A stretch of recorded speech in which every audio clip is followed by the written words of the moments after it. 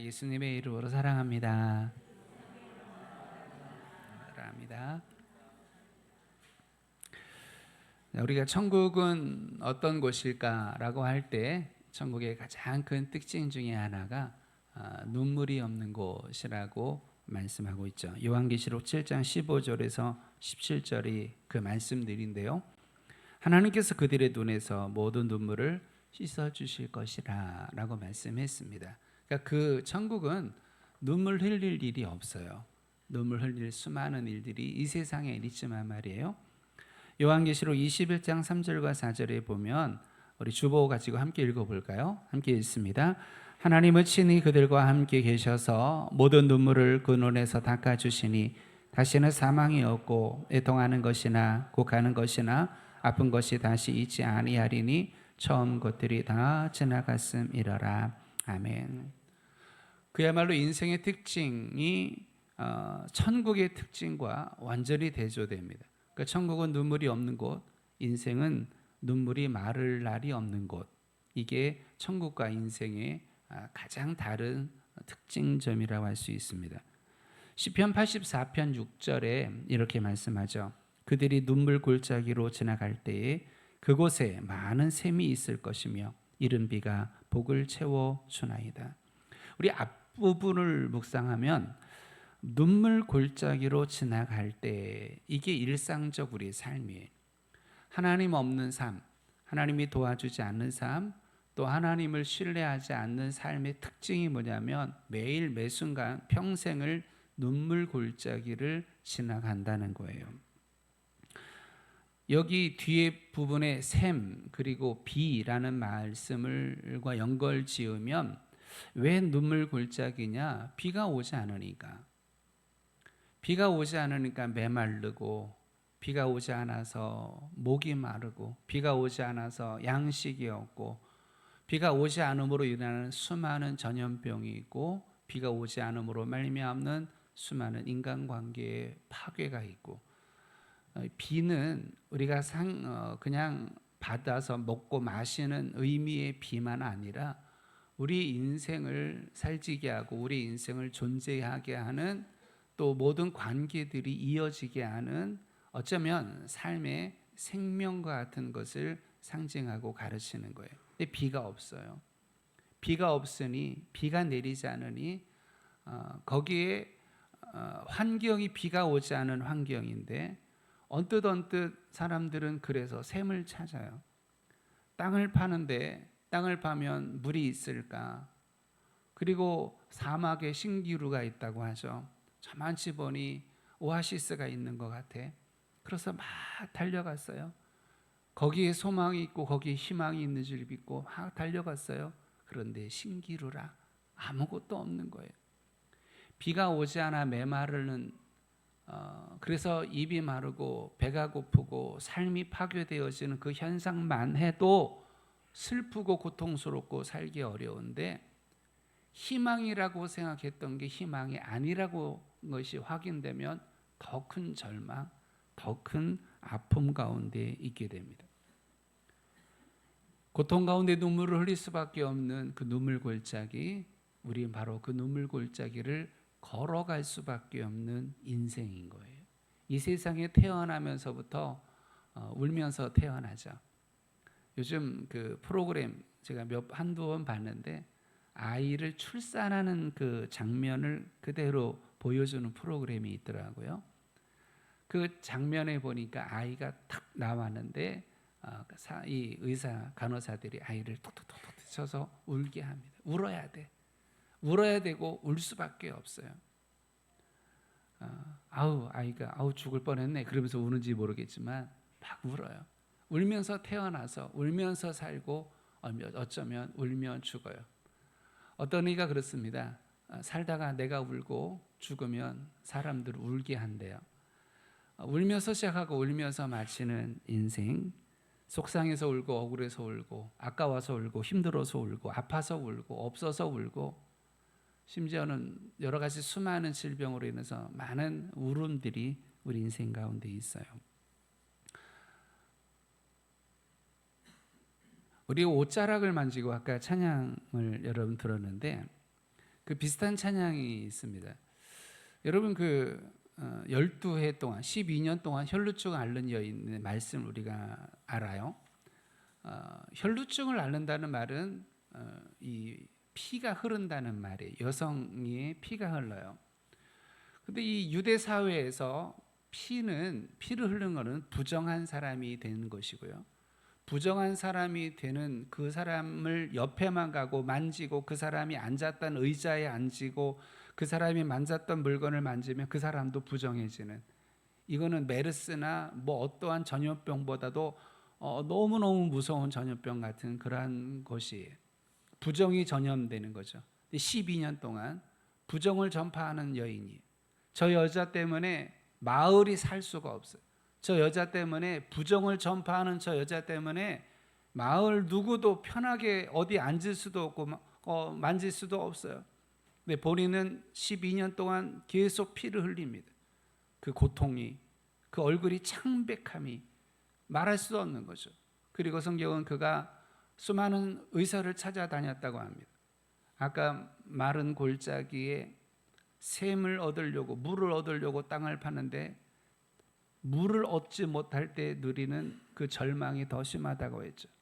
의사를 찾아가서 나을 수 있을까? 약을 먹으면 나을 수 있을까라고 하는 희망을 가지고 많은 의사를 찾아다닙니다. 또 희망을 가지고 약을 먹습니다. 그러나 차도가 없어요. 그러니 매일매일이 고통이고, 고통을 감할 수 있을까? 고통에 희망이 있을까 찾아가는 의사에게서, 약에게서 더 큰 절망을 느끼는 한 여인이 성경에 기록되어 있습니다. 그 12해 동안 혈루증을 앓았던 여인에 대한 그 찬양이 있어요. 제가 앞부분을 좀 함께 드리면 좋겠는데, 제가 별로 몸 상태가 안 좋긴 한데요. 원래 못 부르지만 함께 한번 불러보겠습니다.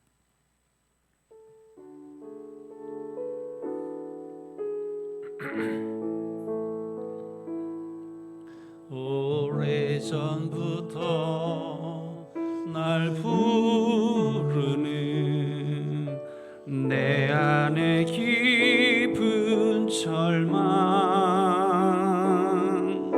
아무 희망도 어떤 기대도 내게 없는데, 사람들의 외면과 날 거절하는 은빛,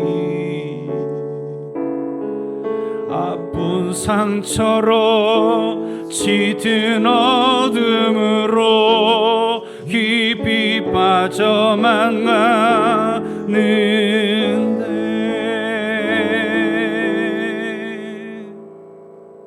이 찬양 여기까지 부르는데요. 죄송해요. 이 여인의 그 간절함을 잘 담지 못해서, 이 여인을 가만히 생각해 보면 얼마나 절망일까, 얼마나 고통일까, 아무런 희망도 아무런 기대도 없는.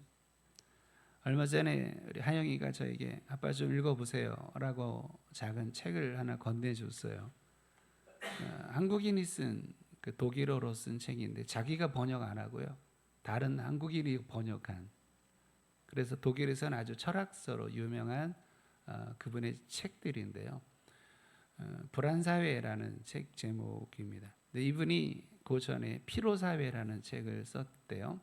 한번 읽어보고 싶어요. 그래서 피로사회, 또 불안사회. 그 불안한 인류가, 인생이 불안한 사회를 살아가는 거예요. 그 불안 사회 속에서 희망이 없어요. 그 불안함이, 수많은 불안의 요소가 우리를 막 짓눌러서 그 불안 사회 속에 살아가는 누구도 희망을 볼 수 없는, 희망이라 말하는데 희망이 아닌 거예요. 의사가 희망인 줄 알았더니 희망이 아닌 거예요. 약이 희망인 줄 알았더니 희망이 아닌 거예요. 누구를 만나면 살 것 같고 누구를 만나면 재밌을 것 같은데 희망이 아니에요. 목회하면서 어려움이 있었어요. 처음에 29에 단독 목회를 시작을 했는데 목회하는 중에 참 어려움이 막 중간중간에 와요. 근데 어떻게 견디는데요? 한 3년쯤 되면 이게 너무 꽉 차. 너무 꽉 차서 3년쯤 되면 막 어떻게 할 줄을 모르는 거예요. 이게 여러분 오해하지 마세요. 목사가 기도하면 되지 모르겠는데 기도는 해요. 그런데 기도하는데도 뭐 어떻게 안 되는 부분들이 있어요. 그때 제가 했던 그 취하는 행동이 뭐였냐면 동해를 찾아가는 거였어요. 동해 바다. 동쪽에 있는 바다를 찾아가서면 이상하게 저는 동해 바다 보면 위로가 되더라고요. 아휴, 고 목사는 하나님 보고 위로받아야지. 뭐 그런데 하나님 물론 위로됩니다. 하나님이 저에게 또 동해라는 선물을 주신 것 같아요.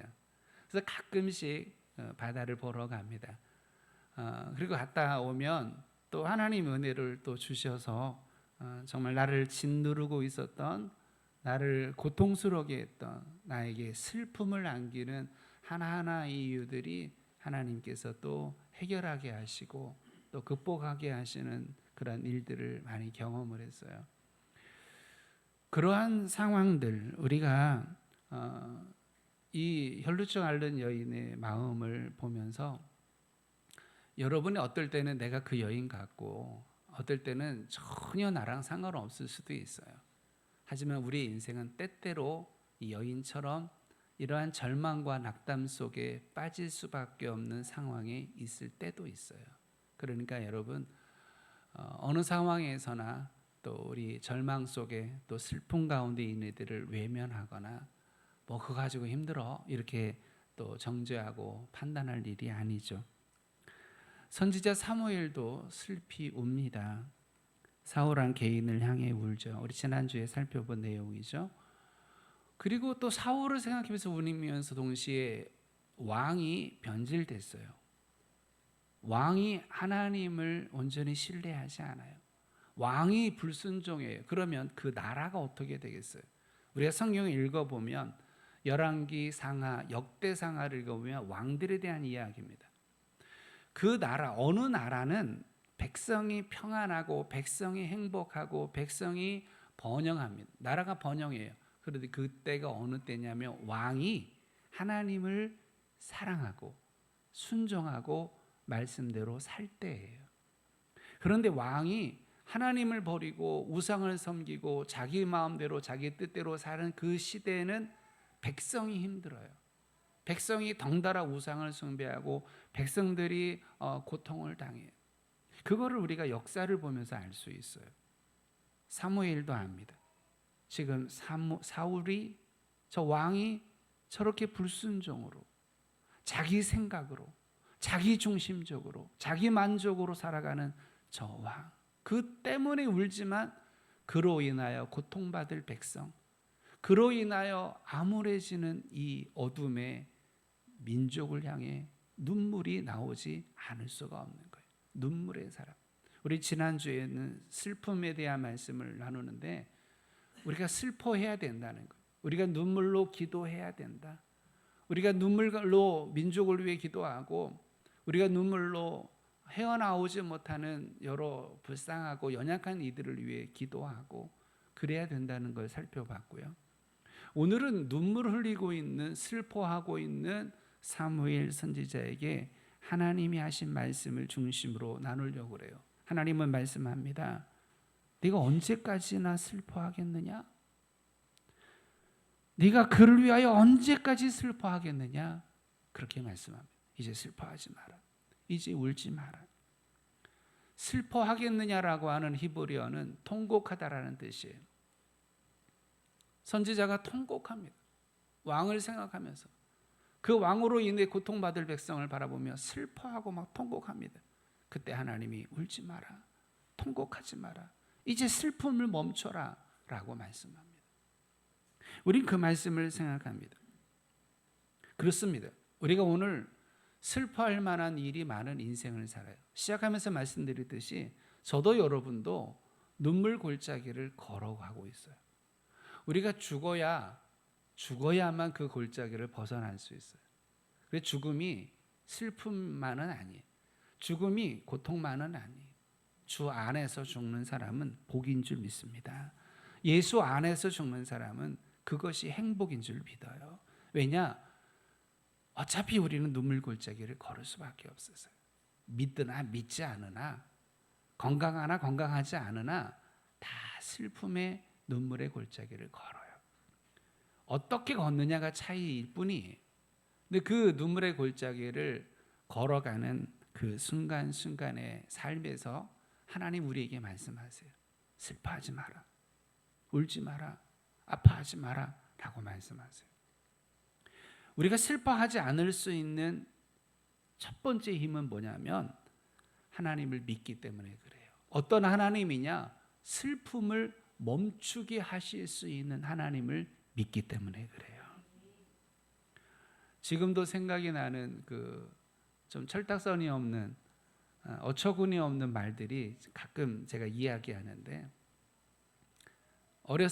우리 아이들이 참 어렸을 때 어떤 분이 이렇게 얘기하는 거예요.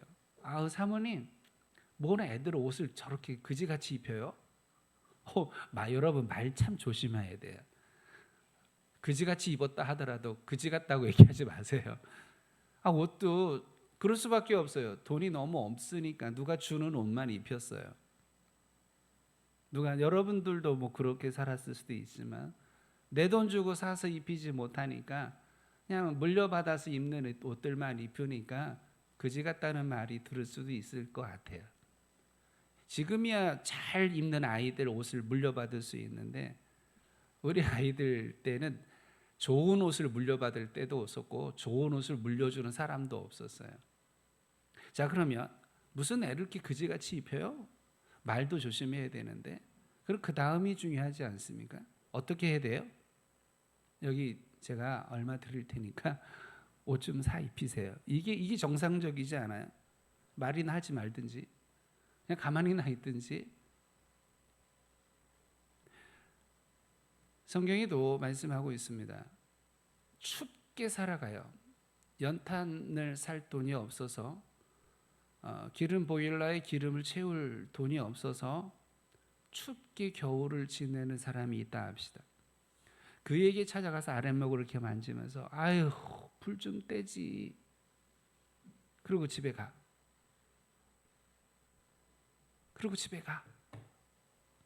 그러면 돼 안 돼요? 가지 말든지 말을 하지 말든지. 속상하고 아우 자네 어떻게 여기서 이런 냉방에서 자. 어떻게 연탄 좀 떼요.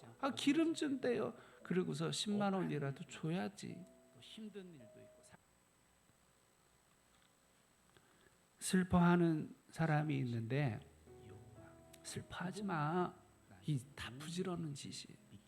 지금 난 슬퍼서 우는데, 슬퍼서 울 수밖에 없는 고통의 이유가 있는데, 원인이 있는데 그 사람한테 가서 그냥 울지 마, 슬퍼하지 마. 그게 무슨 위로가 됩니까? 그게 무슨 힘이 됩니까? 울지 말라고 하는 내 말은 아무 의미가 없어요. 울지 말라고 하는 내 말에 왜 의미가 없느냐면 울음을 멈추게 할 수 있는 근원적인 해결의 능력이 안 되니까 부질없다는 말이에요. 슬퍼하지 마라고 말할 때 슬플 수밖에 없는, 슬퍼서 울 수밖에 없는 이 환경을 근원적으로 해결해 줄 나는 능력이 없어요. 나는 아무것도 없어요. 그러니 내 말은 공허한 거예요. 아파서 쩔쩔매는 사람에게 아프지 마라고 하면 그게 부질없는 말이고 공허한 말이에요. 물론 또 내가 안타까워서 하는 말이죠. 되지 않고 안타까워서. 하지만 내 말은 부질없는 말이에요. 왜? 능력이 없으니까. 그러나 하나님은 달라요. 울지 마라 라고 하실 때는 울음의 원인을 해결해 주시는 능력이 동반된 말인 줄 믿으시기 바라요. 한나가 아이를 낳지 못하는 한나가, 이 남자는 또 다른 여자를 아내로 맞았네. 근데 그 여자는 또 아이들을 또 뚝뚝 잘 낳네. 근데 이 여자는 아이를 낳지 못한 한나를 또 무시하고 괴롭히네. 한나는 슬퍼요. 고통스러워요. 가슴이 아파요. 성전에 올라가서 통곡하며 웁니다. 이때 하나님께서 엘리 제사장을 통해 말씀하시는 거예요. 평안히 가라. 이스라엘의 하나님이 내가 기도하여 구한 것을 허락하시기를 원하노라. 하나님이 이 제사장을 입을 통해 말을 해요. 그 제사장의 말이, 제사장 그 사람의 말은 부질없는 말인데 하나님이 그의 입을 통해서 주시는 말은 하나님의 능력이 있는 말인 거예요. 사람의 말은 그 환경을 바꿀 능력이 없는 부질없는 말인데 하나님이 하시는 말씀은 그 원인을, 환경을 바꾸게 하는 능력이 있는 말인 줄 믿으시길 바라요. 한나가 그걸 믿어요. 선지자, 이 제사장을 통해 주시는 말씀을 이 여인은 믿어요. 생각해 보면 비이성적입니다. 하나님이 내가 기도한 걸, 구한 것을 허락해 주시기 원한다. 근데 그 말을 그냥 믿어. 그리고 그렇게 말했다고 해서 내가 아이를 임신할 것이라고 그냥 믿어. 하나님을 이렇게 믿어요. 하나님을 이렇게 신뢰해요. 성경에 보니까 가서 먹고 얼굴에 다시는 근심 빛이 없더라. 믿으니까요. 지금까지 울었어요. 울음의 원인들, 아이를 임신하지 못해서 오랜 시간 동안 임신하지 못해서 다른 여자가 아이들을 몇 명이나 낳는 그 긴 시간 동안 임신하지 못해서 또 구박받고 또 어려운 가운데 있어서 울었던 그 많은 시간들, 그런데 하나님이 내가 기도한 걸 이루어 주실 거야. 그러니 슬퍼하지 마. 그러니 울지 마라고 하는 이 말씀을 그대로 아멘 하고 그냥 믿는 거예요. 대단한 믿음이죠. 하나님을 향한 진정한 믿음이죠. 그래서 근심 빚이 없어요.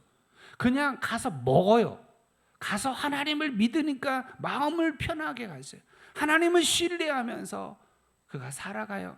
그런데 성경엔 여호와께서 그를 생각하신지라 한나가 임신하고 이렇게 말해요. 한나가 임신하고. 아까 혈루병 앓는 여인이 어디에도 희망이 없어요. 뭘 어떻게 해도 그가 이 아픔과 고통에서 해결할 방법이 없어요. 그런데 이 여인에게 믿음이 있었어요. 어떤 믿음이냐면 예수님의 옷자락이라도 만지면, 예수님의 옷자락을 만지기만 해도 나는 나을 거라고 하는 믿음이 있는 거죠. 사람들이 옆에서 아무리 말해도 소용없다는 걸 경험해요. 12년 동안 소용없어, 부질없어. 그러나 생명의 주 예수 그리스도, 죽은 자를 살리게 하시고 그리고 속의 눈을 뜨게 하시는 그 예수님을 만지기만 해도, 예수님이 말씀하시기만 해도 내 이 모든 슬픔의 원인들이, 이 모든 고통의 원인들이 근원적으로 해결될 것이라고 하는 믿음이 이 여인에게 있었다는 거예요. 그래서 예수님이 수많은 인파 속에 파고 들어가서 예수님의 옷자락을 만집니다. 그리고 능력이 그에게 나타나 예수님부터 능력이 나아가 이 여인은 순식간에 혈루병의 원인이 고침받는 역사가 일어난 거예요. 아까 불렀던 찬양 우리 함께 불렀으면 좋겠습니다. 함께 이제 PPT 띄워주면 여러분 같이 한번 불러보죠.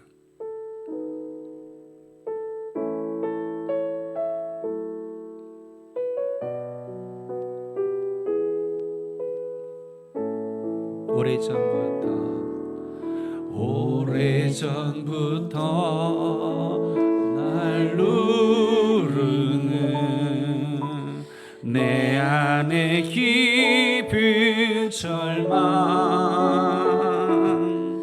아무리 희망도 어떤 기대도 내게 없는데 사람들의 외면과 날 거절하는 눈빛, 아픈 상처로 짙은 어둠 빠져만 가는데 어디선가 들리는 음성입니다. 어디선가 내게 들리니 하나님 아들 주님 이야기 그분이라며 그의 옷자락이라도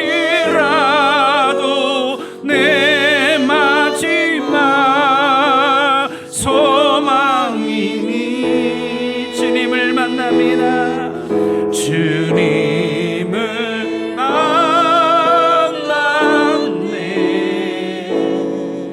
옷자락에서 전해지는 사랑 내게 임한 주님의 능력, 내게 임한 주님의 능력 날 누르는 아픔의 근원을 고치셨네. 날 바라보시니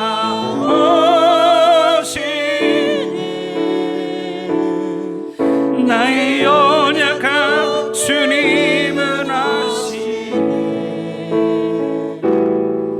깊은 절망에서 날 자유케 하신 사랑 찬양해. 여인의 그 믿음, 희망도 없고 소망도 없고 방법도 없는 슬픔만이 있는 눈물의 골짜기를 살아가는 그에게 희망은 예수님이었어요. 사람들을 기대해도 부질없어요. 사람들을 바라봐도 부질없어요. 돈이 여러분에게 희망이 된다고 생각하십니까? 여러분의 노력이 시간이 가면 그것이 희망이라고 생각하십니까? 아니에요. 우리의 희망은 하나님밖에 없어요. 우리의 희망은 하나님밖에 없어요. 그래서 시편 112편 1절 2절이 고백합니다. 내가 산을 향하여 눈을 들리라. 나의 도움이 어디서 올까? 나의 도움은 천지를 지으신 여호와에게서로다. 찬송가 73편 3장에 보면요, 여러분 이 찬송가가 있어요. 그 눈을 들어 이 찬송도 있는데 73편은 또 다른 찬송가예요. 우리 1절만 불러보면 좋을 것 같습니다.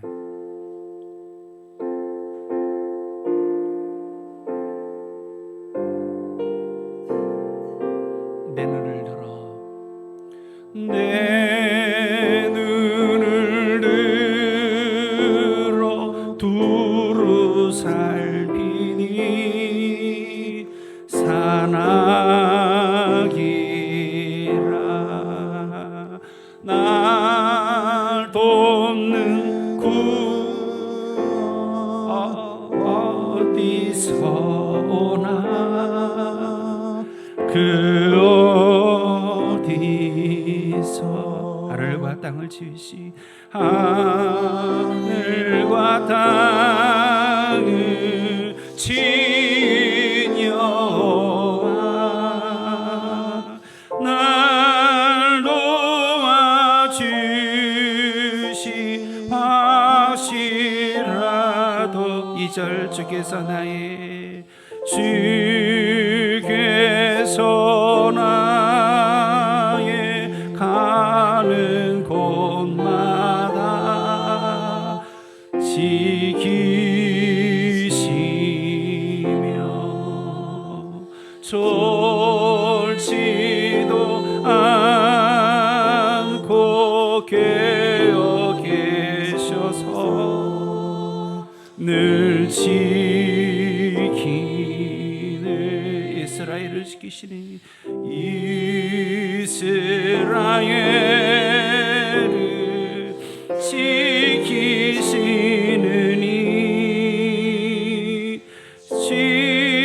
지지도 않고 살펴주시네.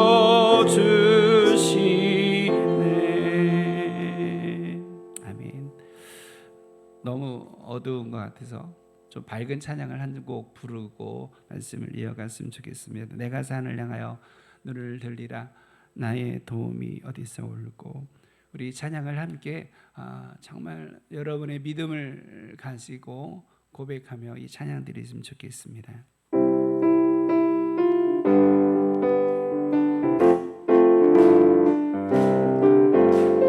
내가 산을 향하여 눈을 들리라 나의 도움이 어디서 올고 천지 지으신 여호와 나의 왕이여 영원 무득히 지키시리로다 내가 산을 향하여 내가 산을 향하여 눈을 들리라 나의 도움이 어디서 올고 천지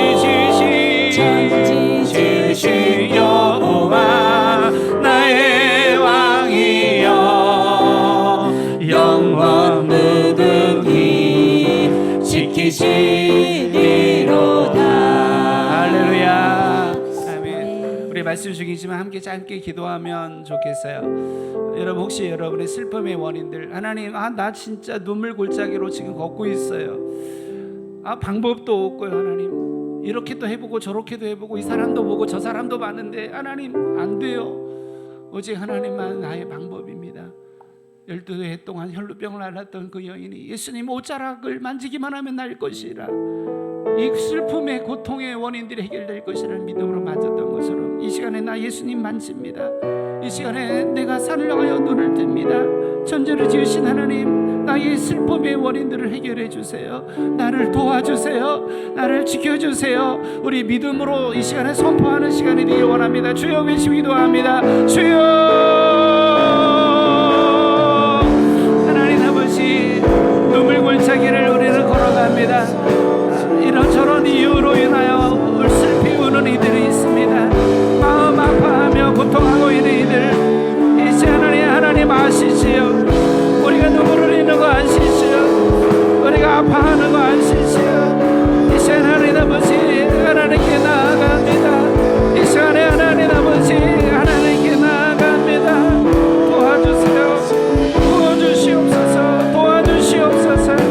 하나님 저들의 모든 마음의 소원을 들어주시되 저들이 눈물을 흘리고 슬퍼하는 원인들 저들이 아파하는 모든 원인들 주님께 맡겨드립니다. 한나의 믿음을 가지고 12년 동안 혈루병을 앓던 그 여인의 믿음을 가지고 예수님의 옷자락을 만지기만 하면 날 거라고를 그 믿음을 가지고 천지를 이으신 여호와 하나님이 능치 못함이 없다는 믿음을 가지고 이 시간에 하나님을 향하여 부르짖어 기도합니다. 저들의 눈물을 닦아주시옵소서. 저들의 슬픔의 원인들과 답답함의 원인들과 해결하지 못하는 여러 많은 고통의 원인들을 해결하여 주시옵소서. 도와주시옵소서. 도와주시옵소서. 감사합니다. 예수님 이름 기도합니다. 아멘. 하나님은 괜히 슬퍼하지 말라고 말씀한 게 아니에요. 슬픔을 이길 힘을 주시니까 하시는 거예요. 부질없는 사람들의 말 기대하지 마세요. 부질없는 사람들로부터 위로받으려고 기웃기웃하지 마세요. 다 쓸모없어요. 오직 능력 주시는 하나님, 근원부터 해결하시는 하나님을 붙잡으시기를 바라요.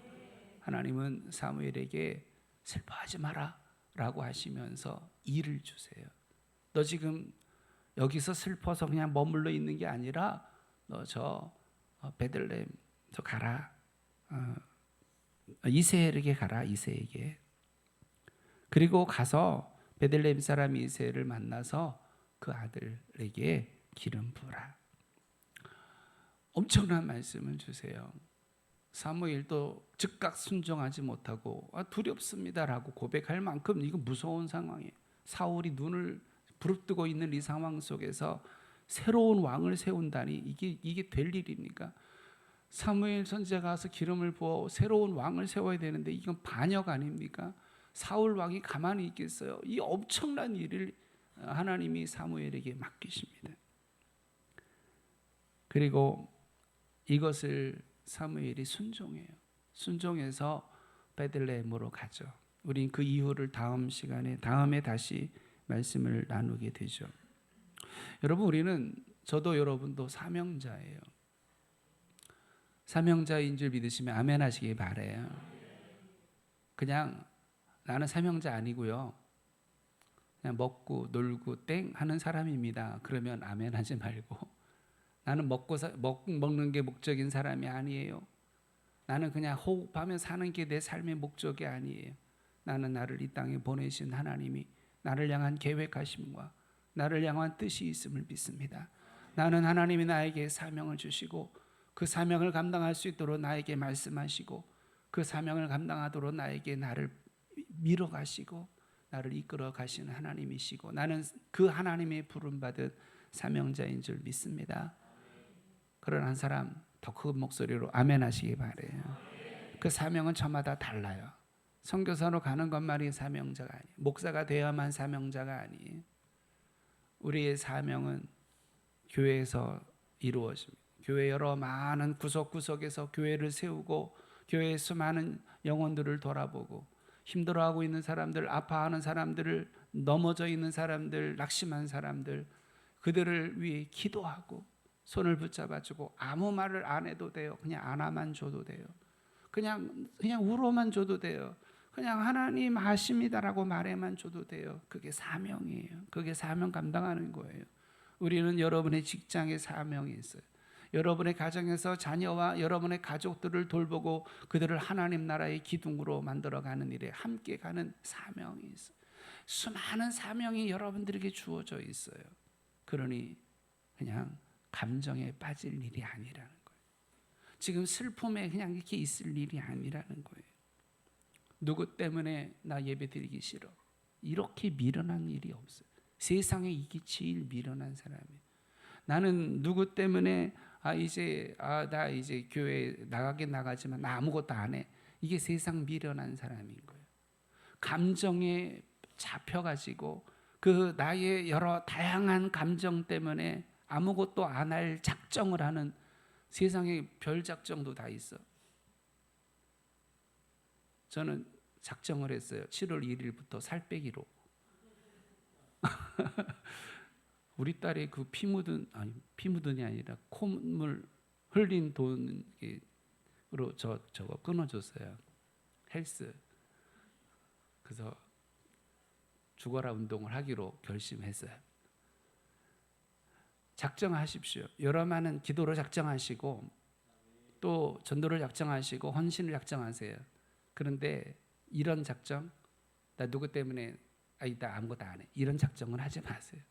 나 속상해서, 나 화딱지 나서, 나 열받아서, 나 누가 보기 싫어서, 누구 때문에 나 진짜 마음 상해서 나 아무것도 안 해, 이런 작정을 하지 마세요. 여러분이 죽는 날까지 이런 작정하지 마세요. 이런 미련 곰팡이 같은 말을 하지 마세요. 그런데 그렇게 사는 사람들이 많아요. 슬픔은 자연스러운 현상이에요. 감정도 자연스러운 현상이에요. 그런데 감정에 매여서 정말 해야 될 사명을 향해 나아가지 못하면 그 미련한 거예요. 제가 합병하면서 하나님께 기도한 게 있어요. 하나님, 합병하면 여러 많은 눈에 보이는 눈에 보이지 아니하는 크고 작은 많은 불협화음들이, 아픔들이 있을 수 있습니다. 그러나 하나님, 그것보다 먼저는 하나님의 나라입니다. 이질감이라는 것은 굉장히 불편해요. 그 이질감이 조개 안에 들어오는 그 모래가 얼마나 이질감이 있어요. 그런데 그 이질감이 불편하다고 해서 그것으로 인해서 삶을 포기하고 그것으로 인해서 사명을 포기하고 그것으로 인해서 교회를 등한시하고 그럴 수는 없어요. 기도하면서 굴리면 그게 뭐가 돼요? 진주가 되는 거예요. 아플 수밖에 없는 환경들이 있어요. 속상할 수밖에 없는 환경들이 있어요. 부부 사이에도 이번에도 선교사님들인데도 그러더라고. 안 맞아. 그러더라고. 사모님이 선교사님한테 안 맞아. 그래서 우리가 다 아는 걸 했는데 그분은 모르더라고요. 로또하고 부부하고 같은 공통점이 있는데 뭔지 아세요? 그걸 왜 모르나 봐. 대만에 있어서 모르나 봐. 안 맞아도 진짜 안 맞아. 이렇게 막 웃어서 확 난리가 났어요.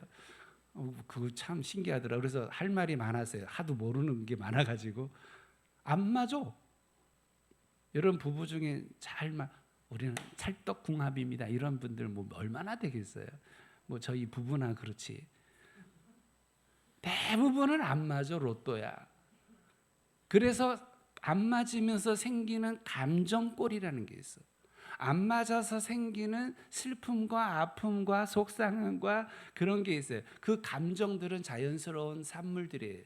그런데 그것 때문에 부부의 도리를 버리거나 그것 때문에 부부로서 이루어가야 될 사명을 저버리거나 그것 때문에 하나님이 그 부부에게 주신 선물들을 등한시하거나 미련한 거죠. 그러니 감정에 휩싸이면 안 돼. 감정의 늪에 빠지면 안 돼요. 슬픔도 속상함도 미움도 이런 것 때문에 휘청거리는 사람들 많이 봐요. 목사는 안 그러냐? 목사도 그래요. 저도 저는 굉장히 여러분 보기보다 민감한 사람, 예민한 사람이에요. 여러분들이 눈빛, 여러분의 작은 한마디의 말이 얼마나 마음을 힘들게 하는지 몰라요. 그런데 그것들이 그냥 지나가는 말이어도 그게 내 안에 스크래치가 돼. 하지만 그래서 생겨나는 감정들이 있지만, 그래서 생겨나는 슬픔이 있지만, 그래서 생각나는 다양한 생각들이 있지만, 그럼에도 불구하고 뭐가 더 중요해요? 사명이 더 중요해요. 사명자는 죽지 않는다. 리빙스턴의 말이잖아요. 그럼 사명자는 안 죽는다는 게 아니에요. 죽음에 보다 나는 사명이 먼저라는 거예요. 그리고 사명을 먼저로 여기고 살아가는 삶을 하나님은 지키시고 보호하신다는 거예요. 여러분요, 사명으로 사세요. 슬픔으로 살지 말고, 감정에 매이지 말고. 살다 보면 미운 사람이 있지. 살다 보면 주는 것도 없이 싫은 사람이 있지. 그렇다고 그것 때문에 내가 예배와 하나님 섬김과 헌신함과 성도 간의 교제를 뒤로 미룰 수 있느냐? 그럴 수는 없어요. 우리는 하나님을 믿어요.